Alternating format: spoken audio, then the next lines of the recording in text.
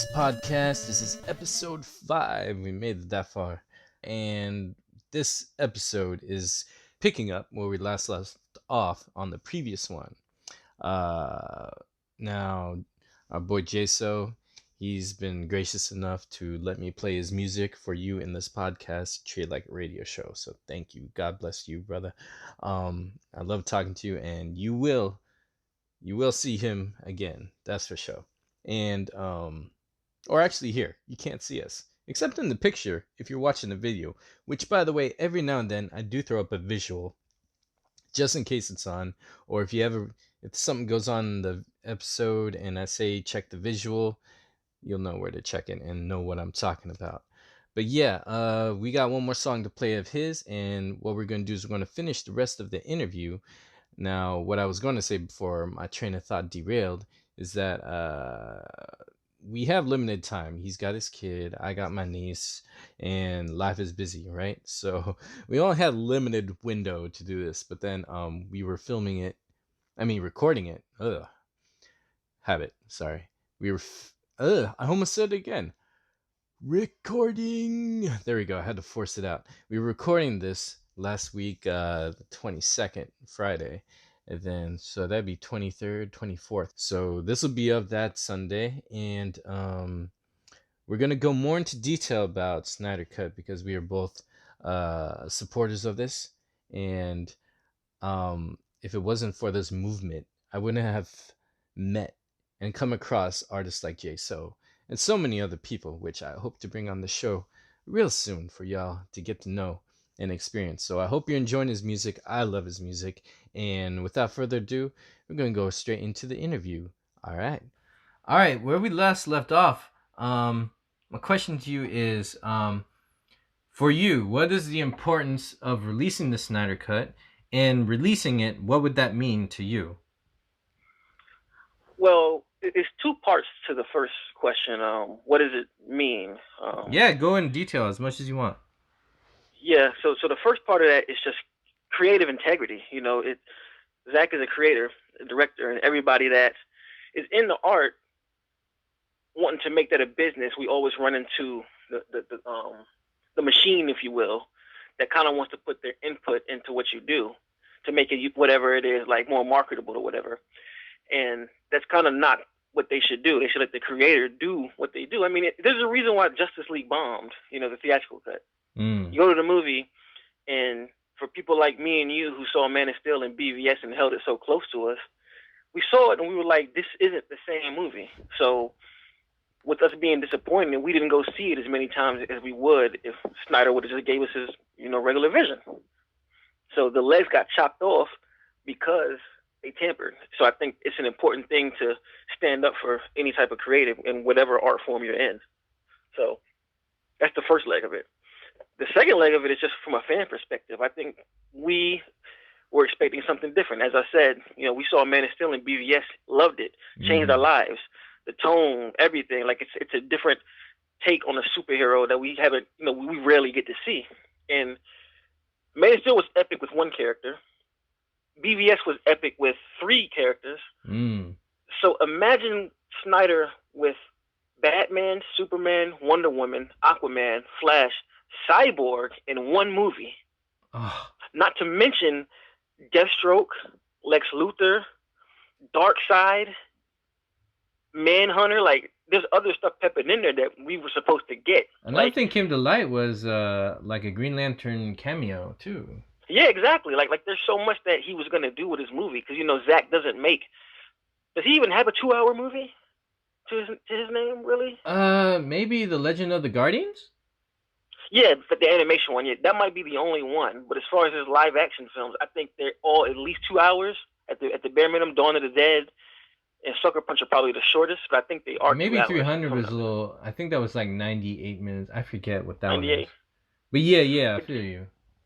But we know, like with Zack Snyder, he gives us a lot of content within his movies. Like there's a lot to look at visually, metaphorically. Like there's a lot that he actually gives us. And you watch Justice League, you don't see any of that. I mean, you see spurts of it because his footage is in there a little bit, but we don't see enough of it that you would get from a full Zack Snyder movie.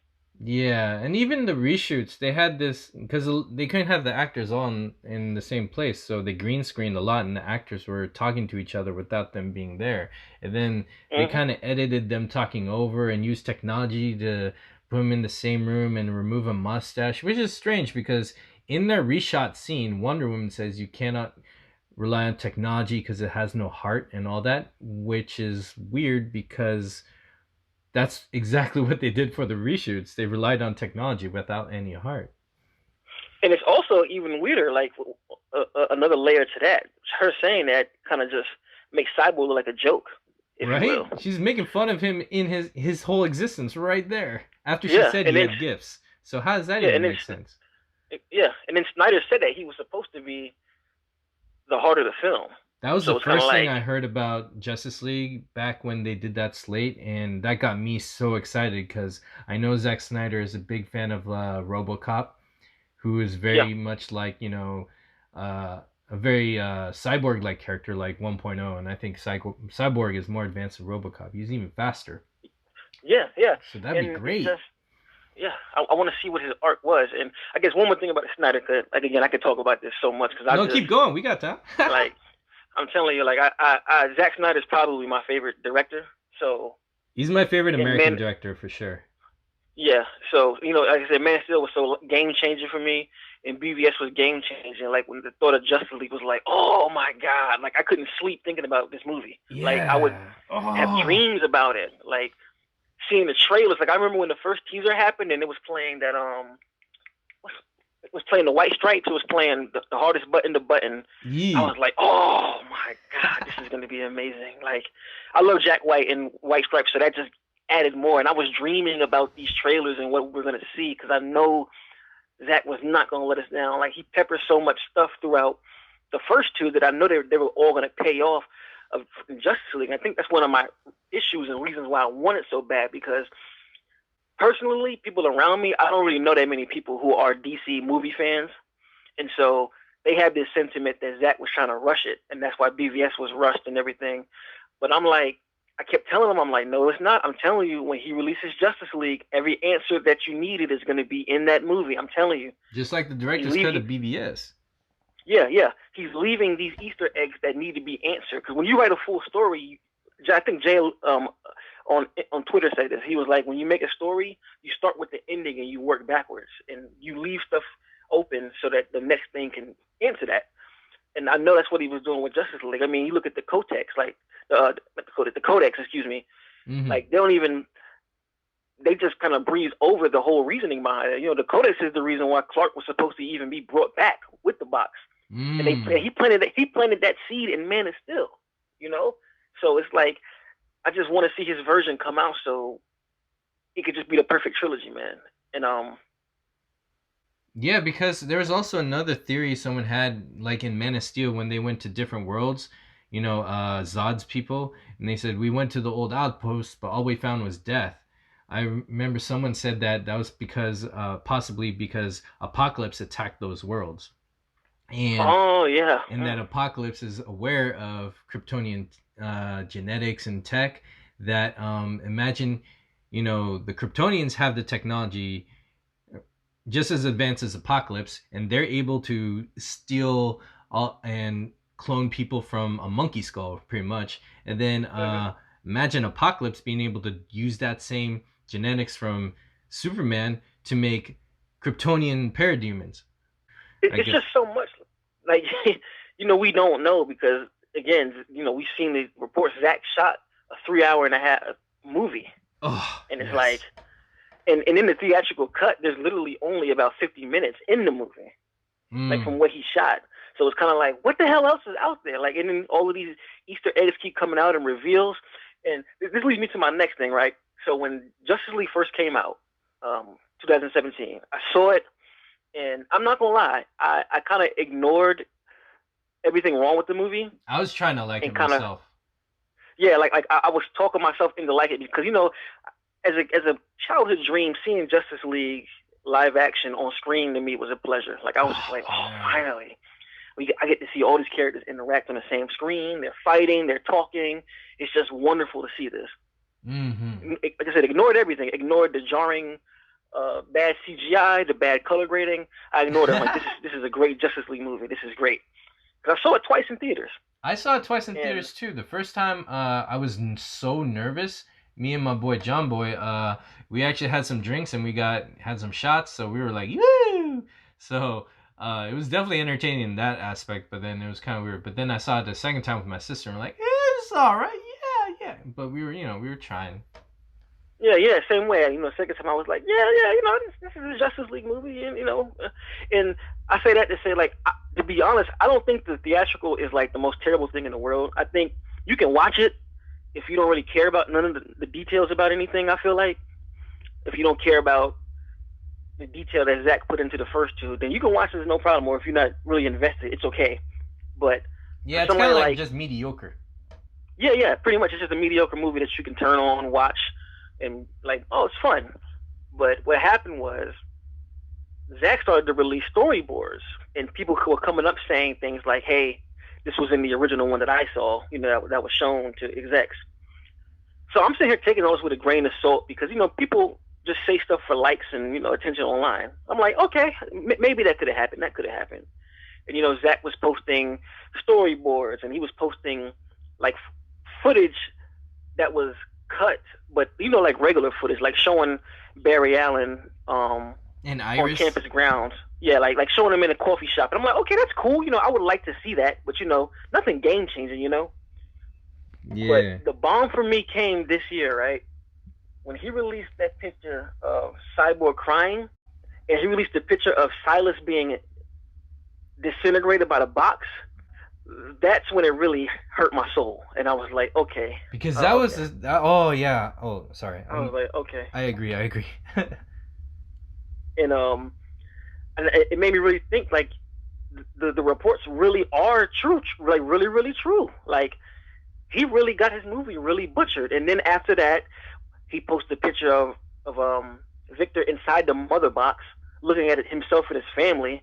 I'm like, hold on, wait a minute, what, huh? And then he posted the picture of all pictures that made me so upset and want to jump through the roof.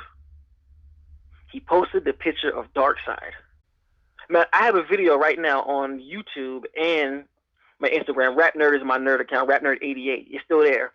And I expressed how upset that made me, that they saw that and cut it out. I could not believe that. How often do we see Black Americans or African Americans who are in such a blockbuster hyped film, like any of the Transformers films, Avengers films, Jurassic Park films, those exciting blockbuster. This is one everyone's gonna watch and enjoy. And then you have like a centerpiece character where pretty much the heart of the story, it's pretty much like Cyborg was Frodo. Yeah. Mm-hmm. And how often do you see a person of color in the Frodo like a spot?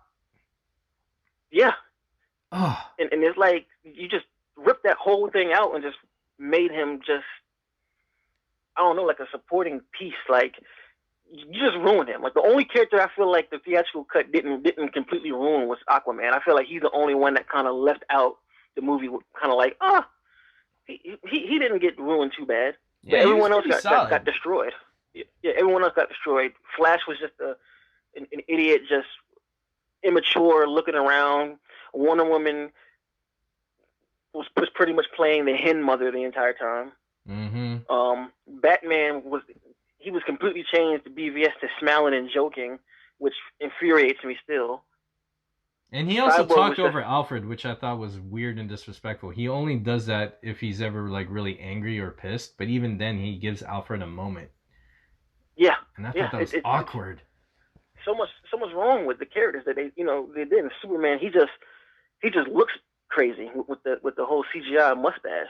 And yeah, so it's just I really want to see it release a Snyder cut. Like, I just know his movie is completely different. And after the Cyborg, Darkseid thing, and more and more more and more pictures come out with Aquaman stabbing Steppenwolf and crashing the Speed Force, who knows what. Like, it's just too much, man. Like, it's too much, and it has to be coming out soon. So, release a Snyder cut is important. I pray it gets released. I think it will, and we just gotta wait from here and keep pushing the movement forward. I feel so too, and I hope because recently there's an unknown film, and the description is the story similar to the resurrection of Christ or something, and it comes out by Warner Brothers April 20th, which is Mm. close to I think HBO Max comes out like May or something. So I'm like, tinfoil hat, I'm thinking, but I'm hoping, but yeah. Yeah, I mean it's inevitable. I mean, like last Sunday when we had the event, it had like what 500 tweets in a day, five hundred Yo, thousand tweets in a day. yeah, we were trending over Disney's Frozen 2. Yeah, so I mean Wow. that's kind of a big deal. And then to have Gal Gadot and Ben Affleck come in and tweet it, and then the boss himself tweet it, that's a big deal. Oh, that's That so is a huge. Yeah. really big deal. Like you can't Warner Brothers can't ignore that. They can't. Like they might as well release it so they can just keep moving on with what they're doing. Cause and let me put this out there, I still love DC. I love what they're doing. I love Shazam. I love Joker. I love Wonder Woman. I want to see Wonder Woman 84, Birds of Prey. So I'm a DC fan for real. But I still want the Snyder cut. I need that. We need that. You know. Yeah, because it's So pure. It's untampered. Because I just don't want that to happen to any film, really. no, yeah. You know you see it, and it's great. The great thing out of this negative is like it opens eyes to a lot of stuff that companies do because people act like WB's the only one to do it. No. All of these companies Mm-hmm. have done it before. It's just Mm-hmm. this is the first time it's happened on this level, and now that social media allows the fans to be vocal, we can talk about it. So everybody needs to just do. I mean, you look at Dark Phoenix. Dark Phoenix was a butchered movie. You know, Which is an sad. I was hour. hoping for that one a Yeah, lot. yeah. You know, this is the send off of X-Men. It should have been a 3 hour epic, but it ended up being under 2 hours, and you could clearly tell things were cut and rushed just to put it out. And Yeah, it's kind of like I like don't want that to X-Men happen to 3. them. Yeah, Like the third one, something happens. I don't know why. yeah. I mean, it's release of Snyder Cut. It's not just for that. It's for all. It's for all creators, man. Like you don't need to tamper with anyone. Like you're a director now working on a movie. I would hate for you to be working with a company and then they take your product in theaters. They didn't chop 30 minutes out of it and you didn't even know just because they had the rights to it. You know, I don't want that to happen. I Oh, want that that to already happen to happened anyone. to me in college. Like I was working at NIFA, New York Film Academy. They have one in Mm-hmm. LA, and I was helping a buddy with a thesis. It was so close to his heart. It was a horror psychological thing. And then what happened is that the producer, he had the hard drive of the final cut, and he accidentally, that's what he says, deleted it. And then I was like, oh no. And then the directors will tell me, he's like, what do I do? What do I do? I was like, yo, I'll go over to your house. I'll get you coffee. We'll re-edit it the same way you want. But he was so angry. He was like, "Fuck that! I want the other guy to edit it the way it was." I was like, "But he doesn't even know. He was on set." But he's like, he was so angry and irate. He had him edit it, and when he edited it, it was a slop job. It was messy. Things were wrong, and the director wasn't happy. And then he's like, "Oh, screw it! I throw in the towel. I don't care. I'm going to move on to the next project." So it kind of already Yeah, happened to us, but to see it in a big way, but then I see Zach hasn't given up on his own film. That shows me he really, really cares. yeah, definitely. Like I mean, he had a vision for it. When you have a vision and you're an artist, you want your vision to be seen. Like people keep talking about, oh, he won't let it go. He shouldn't let it go. What do you mean? Exactly. Like this is a Justice League movie. We've never seen a Justice League film ever, and they Mm-hmm. tack his name onto something like that. No, no. You know, we've all had it happen. I've had it happen to me in the music world. Well, I'll do a track, send it off, to be mixed and mastered, and comes back, and my verse isn't even on it. They're like, we kind of wanted to keep it centered because this guy's a solo act, and my verse is gone. And they're like, well, we'll just Oh, put you on something else. I'm like, but why? Or I've had a verse chopped in the middle of it to kind of like put a sub like yeah I don't like stuff like that. Even shooting videos has happened. So this is for creative direction to keep that integrity, man. and for you, going back as an artist, uh, do you feel like where you are now, you have more freedom, or would you sign to a record label? Where I am now, it would have to be a specific contract because while I do have somewhat of a reach, I'm aware that a record label could take it to a different level Mm. that I don't currently have. Like, if I was able to support myself off of my music from what I built right now, I would definitely not sign a label at all. I wouldn't. It wouldn't be no. It wouldn't be. no reason to do it because everything is independent. Like the Mm-hmm. albums that I put out now, I did it on my own. I didn't have to go through anybody. I didn't have to make sure I had a certain type of song for anyone. These were just my records. But I know with a label, when they put money into you, they want to see certain things in the music you make. So it would have to be something specific for me to do that. Oh, I love that. That's so cool. Now to jump back to Snyder Cut, because then this next question will lead into one of your songs that I feel is that I'm confused on where the dedicated prejudice and anger towards Zack Snyder and Justice League is coming from. Like these people haven't even seen the Snyder Cut that we haven't seen, but how are they so sure it's bad, and why do they keep on attacking it and us? What do you think about that? Honestly, it confuses me still to this day, not only for the cut, but just the fact that, excuse me, Zack Snyder gets the amount of hate that he gets. I don't that part baffles me. Everyone that seems to work with him loves him and says he's a great guy, and they never had this much fun on set ever. And it's almost like I think people just choose to see things the way they want to see it rather than actually understanding it, if that makes sense. Mm. Almost like they're Like, impatient. yeah, it's not even impatience. It's just being willfully ignorant. You don't care to look at things the way you want to look. Like I had a friend one time. He doesn't like BVS like that, and he was just going off about, oh, but they didn't do this, they didn't do that. It's not comic book accurate. And I'm like, I had to stop him. I'm like, one, it is comic book accurate. Like, I don't know about you, but if I see something that looks a little bit different than what I expect, I do research on it to see, like, okay, where did they get this from? And I was like, if you look at this and look at that, this is where this version of Lex is coming from. It's coming from Birth Mm-hmm. Lexus. This is the version of Lex is coming from Birthright. The same with Superman's whole demeanor of being a real person. This is all being pulled from somewhere else. Batman doesn't kill, but this is based off of the Dark Knight Returns Batman. And in the comic book, he shoots a guy in the head with a gun. Like, so you have to take what you're seeing, understand its inspiration, and then you have to make that balance of, is it something you didn't want to see, or do you think it's bad? Because that's two different things. Mm-hmm. Your expectations not being met doesn't mean it's necessarily bad. Right. Because personally, I'm gonna be real. Endgame really isn't my thing. It's not a bad movie at all, but it didn't do what I wanted it to do, so I can't say that I fully like it. But I would never say it's a terrible movie because of that. Yeah, because it And I might just make someone else happy, and that's great. yeah, exactly. I speak my piece. Like, it wasn't for me, but it's not a bad movie. I can't say it's terrible. Kind of And I like just different think people flavors of don't. beer. Yeah, yeah. And it's like people for some reason don't ever do that with Zach. It's just like, oh, it's trash. I don't like it. I Ugh, hate it. He doesn't know what he's doing. I'm like, just say you didn't like the iteration, but don't say the movie is bad because everything makes narrative sense. right? Like, it's beautifully shot. It has a great score, so you can't say it's a terrible movie. And I don't know why people do that. I have no idea. And why Mm. they don't want the Snyder Cut to be released. I just think it just goes into just being, lack of better terms, a hater. That's all it is. For Yeah. no reason. I have a theory, and this is probably a segue into my question, but I have a theory that and I watch it day to day. I feel like some people are just either low key racist or prejudiced, and they like to practice that Hmm. or have an outlet because they know it's bad, but they can't help it, or they are programmed to think about that. What's your Hmm. experience with like prejudice or and racism? It's crazy you say that. There's this song, and you even said it. I think you mentioned it. There's a song called "Who I Am" that I did Mm-hmm. um, on my P.O.M.E album, That is my favorite and song by you, by the way. I love it so much. Go on. yeah, like that one. I never had so many people reach out. Well, there's another song that people reached out to, but this is one of the ones that people like really were talking to me like, man, that's a powerful record.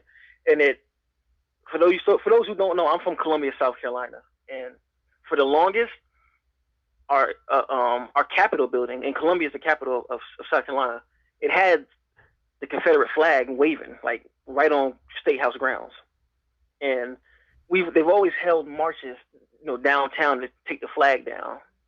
And pretty much this song represents how racism shaped me as a person. It's like it's so much in my face that I can't ignore it, but I have to also learn to not let the idea of racism stopped me from wanting to do what I want to do for myself. How do you think it would It's have stopped you? because I think some people, especially minorities who know racism is aware, they may not want to go into a certain field because they don't have a fair shot. Because they know they're not. Uh, they know they aren't the I guess stereotypical quote unquote race to go with whatever they want to go into. Like it's just like somebody. I don't even know an example, but I know that can hold people back from doing things that they want to do. And it's all about your perspective and how you look at it. You can be aware of it because if you allow racism to hold you back, you're you're almost a part of the problem as well because the racists do the same thing. Like if you allow yourself to just stay in your bubble, you're being afraid of racism and you don't want to do anything to help the situation. When in fact, helping the situation would still be going into these career positions to help the balance of things, Because I think that's an issue, with where film where it is right now, how they always like to say like stuff is whitewashed in a sense. Yeah. And it's kind of like monochromatic in a way. Yeah. Like some people don't want to go into acting because I've heard people say this like like some black friends that I know that they want to act but they don't feel like they have a fair shot because they don't really see too many black actors or black directors. Like I've heard people say this before. No, you're right. Because one of my best. Yeah, go on. Sorry. Oh yeah, I was just gonna say them doing that. They're holding themselves back, from even trying to do it based off of what you think how the system works, and that's like why I say it's just as bad if you get held back by it than being the one doing the racism. Kind of like they're accepting it. Yeah. You're accepting it, so you don't want to help change it. You're just like, I'm not going to do it because I don't have a fair shake at it, and that's what this, living there in Colombia, growing up there, made me realize that you have to be aware of it, but don't let it define you or control you. Wow, that's beautiful. See, I'm mixed, and my family comes from Sri Lanka and also Kentucky, Ohio, French English. So I got the Asian brown side, and then I have the white side. And for a long time, as a kid growing up, I thought just my father was angry and racist, and he was the end of it.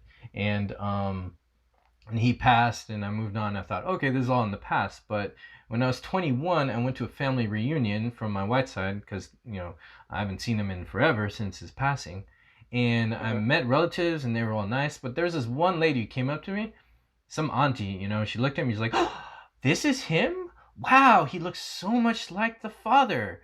And then she put her hand gesture in my face like this Windex washing thing, and she says, "But the color is off." And then my head did this kind of like this dog turning its head like, "Oh, that's a weird sound. What?" And then she Wow. kind of paused, her eyes went wide, and then she just left and ignored me the whole time.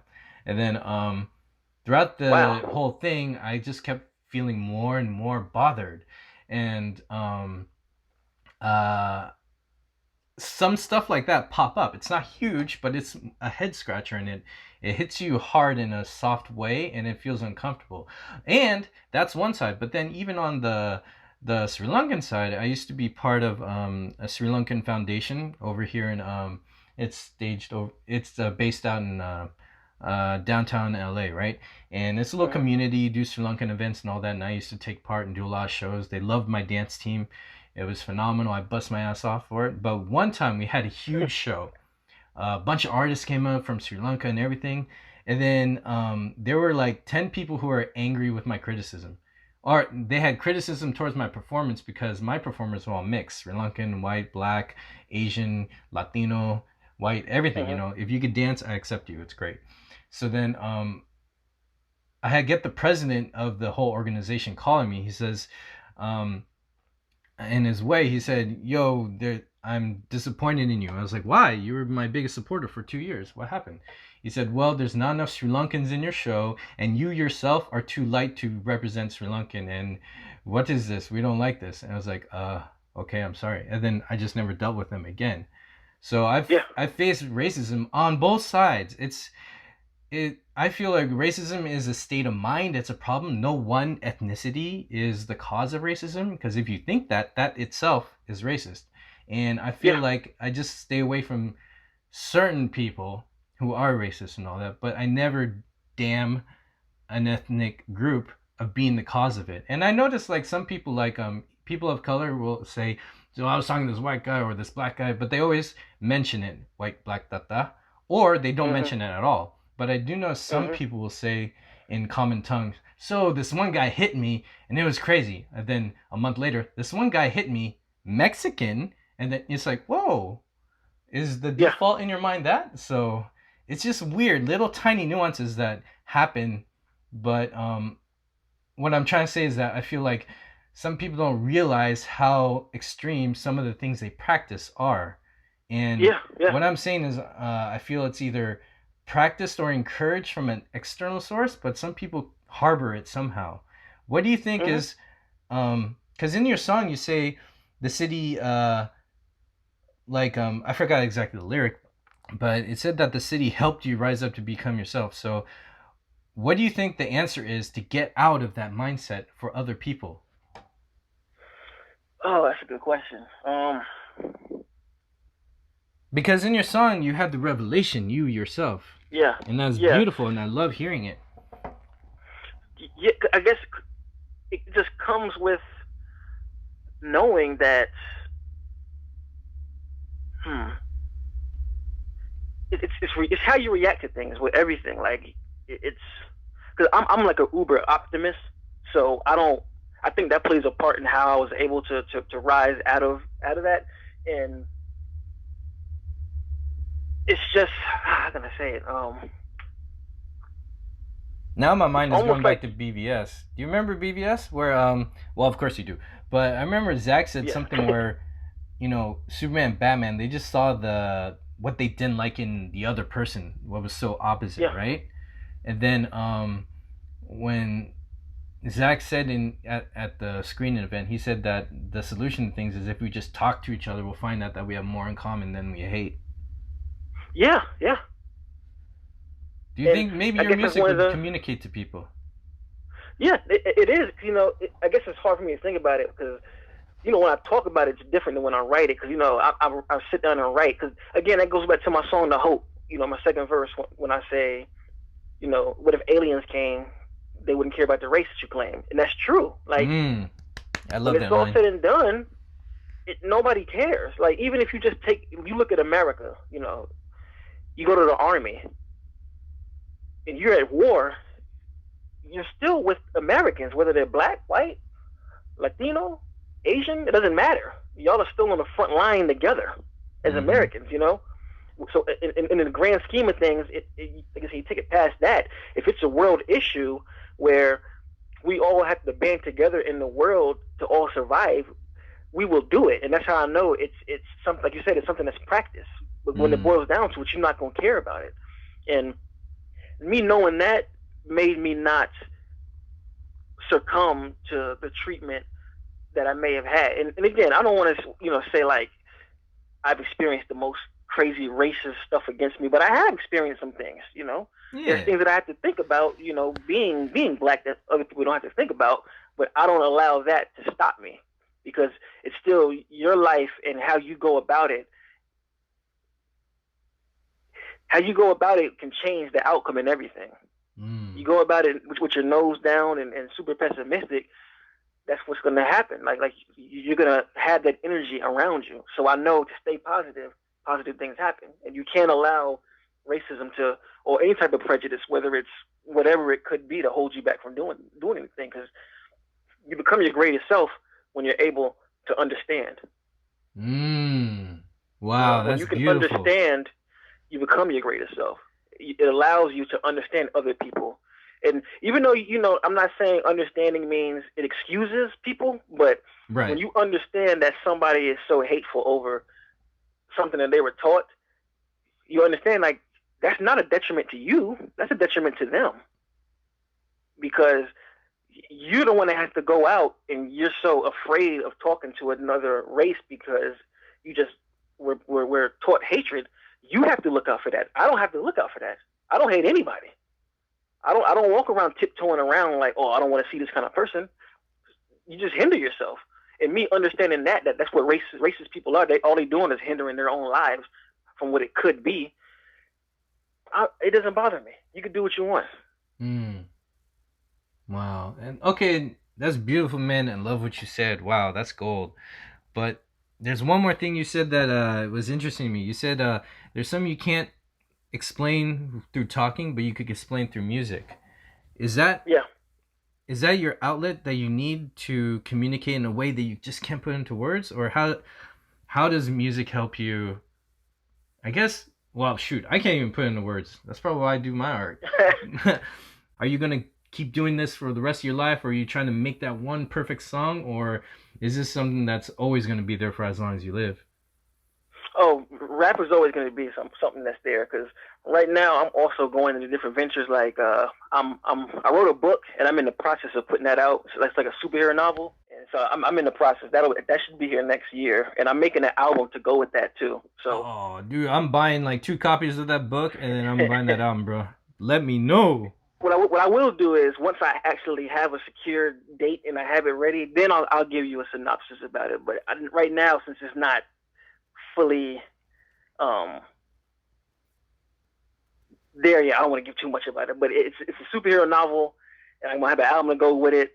And it's kind of a new lane that I'm adding to my list because I always used to draw comic books, right? And back in the day, but as I told you, I didn't go into the comic books. I kind of left it away because I was kind of taught that who the hell does that? Like what black kid makes comic books? Like who does that? Like in my community, I kind of got looked at like that for drawing and wanting to do that. Do you remember Dwayne McDuffie? He passed away. He wrote a lot of stuff for Justice League.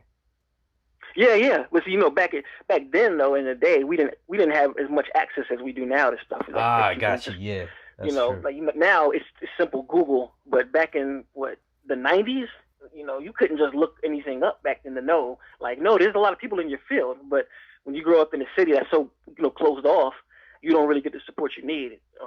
But Mm. I say all that to say that since I can't draw anymore, I don't have that art in me. So I made a novel, and that's going to be Ah. something that I'm adding to it. And music is always going to be there. So if ever I put another novel out, I'm making another album to go with it. I just love music. It's just my full expression. To get back to the question, it's just something that I'm always going to do. And for one, it's just fun, and two, there's just again things that I can articulate better over music than I can just talking because music is one of those mediums that anybody will listen to. Like somebody will listen to a song before they listen to you talk. Mm. Somebody will watch your movie before they listen to you talk Mm. and actually understand you for that moment rather than speaking. Because when you speak to somebody, they're just literally thinking about what to respond to next instead of actually hearing you out. Most people don't listen intently, but you give them a song and you can't respond to a song or a movie. You're just focusing on what's being, what you see or what you hear. So that's why I think it's important to put yourself in the art. Wow, that's beautiful, man. And yo, I'm gonna support you your whole career as long as I live. Oh, same with you, man. Like I told you, like Haha. I see what you're doing. Like I appreciate it, but this I is your didn't mean to show. This blow is your your show. spot up with the movie. I didn't mean to blow your spot up with your filmmaking, but I saw some pieces and I like what I'm seeing. I appreciate that, brother. I do. I do. But hey, I want to flip it back on you because you're making me blush. I want you. So I'm gonna end this song with "Who I Am," and Okay. I'd let you do your shout outs because like my boy P. D. Swain on Go Deep. I like how he does that. And if you want to tell us something more about this song, go for it. Floor is yours. Thank you for being on the show, brother. So yeah. Oh yeah, yeah. I appreciate it. I guess I give my shout outs and everything, again, I go by JSO, and I am also the rap nerd. You can find me on Instagram for the music, the Bull JSO, TheBulJSO, Instagram and Facebook. And you can also find me at the Rap Nerd 88 on Instagram, Twitter, and Facebook. That's for everything nerd like. That's where my book and novel will be, and that's where that is. And I just appreciate being on the show. So about the song, who am I? Who I am, excuse me. This is probably one of the songs to listen to get to know me even more, um, and you can understand my perspective and kind of where I come from, and it's just I can't say anything more. Like, I'd rather you listen to it than me explain it. It's just one of the realest songs I've ever wrote, and I know that sounds really cliche, but it's no, you're right, because that's the first song I gravitated to. That, I mean, that one's on my phone. I have your whole playlist on my iTunes and all that, but that's the song I have on my phone, and I listen to that one the most. And that song was kind of like the center point to, okay, I heard this song, now I want to listen to this song. Okay, I go back to Who I Am, and then go back to another song here. So I'm glad you say that, because that song for me is my favorite, and I feel like I understand you more in order to enjoy all your other songs. Yeah, like that's the starting point. I would say this is the record to listen to first, and from there you can decide if you want to keep listening or not. But this is just me, flat out. All right, well, ladies and gentlemen, boys and girls, people of all worlds, this is your boy Kojay with JSO. Get all his songs on iTunes. Follow him on all social media, and we're gonna drop that song because we can't talk anymore. The art has to do all the talking. JSO, thank you so much. You're my first musical artist I ever interviewed. I appreciate it so much, brother, and we'll be in touch. Thank you, always. All right, God bless, and here's the track, and you're all welcome. Boom.